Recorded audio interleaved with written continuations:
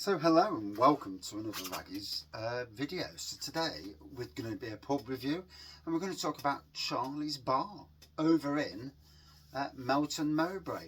So we went to Melton Mowbray, I did the driving, to go and visit Round Corner Brewing. It's the pull. There's always a pull that brings you into somewhere.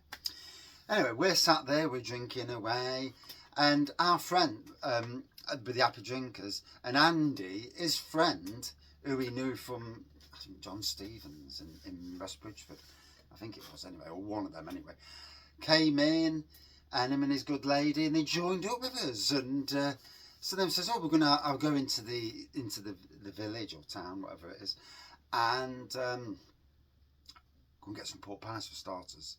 So went to the pork pie shop, it was shut. Gutted about that. Anyway, walk around the corner, this Charlie's Bar.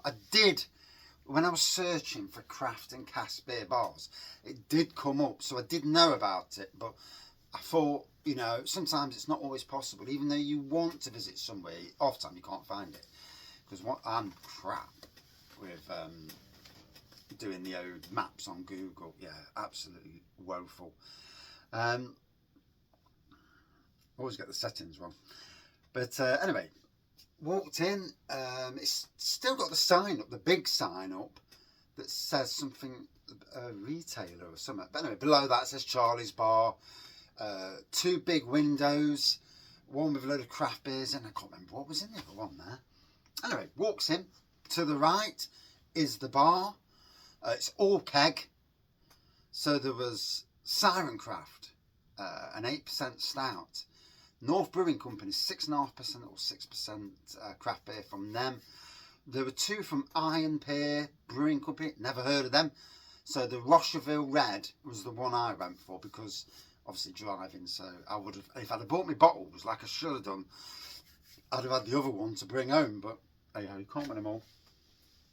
Next time I go to a tap room, I'll sterilise bottles beforehand and make sure I'm ready with loads of bottles, get thirds.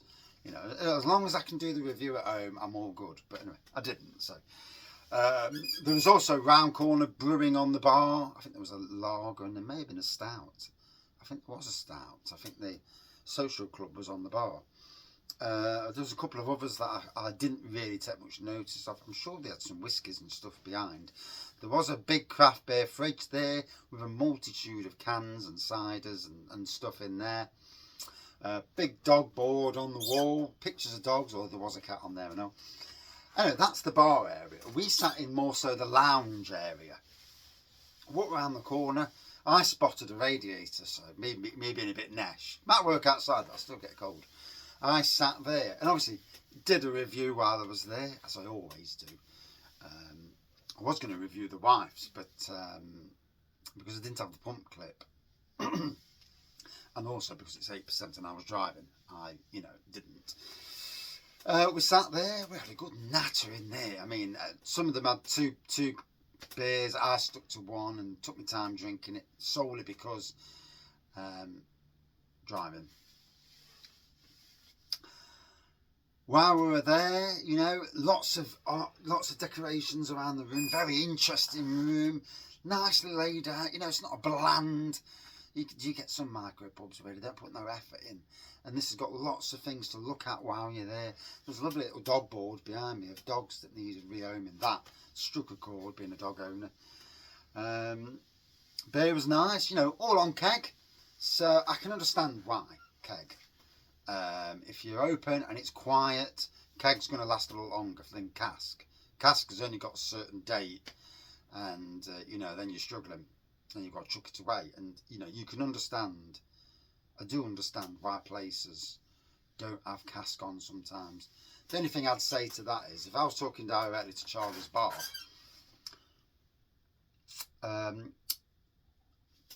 instead of having the big barrels, I've like the 9 litre. Is it 9 litre? Pins, I think they call them pins. Have one of them and have it on, have ice cubes wrapped round it with a towel, and that's what I did at my Raggy's Beer Festival, and pouring from that, And as long as you make your money back, you know, it's another way of, if there's breweries nearby or you can get hold of it, it's another way of having cask, but without having to have all the lines in and that, you know, just pouring straight from the barrel, but having like ice and towels over it to keep the beer as cool as it can be. That's what I did, and it did work. Yeah. Sometimes with Amazon you get these like ice cube things that wrap round deliveries for, like, you know, for Morrison's deliveries, and it's like these bags, and you just refreeze them, pour them over, and it just keeps the beer nice and cool. Just a little tip. Yeah, fantastic place. We really enjoyed our time in there, to be honest. Good chat. I mean, if I wasn't driving, I'd have gone through the whole menu, but and did reviews. But you know, you can't win them all. It is what it is on that side of things.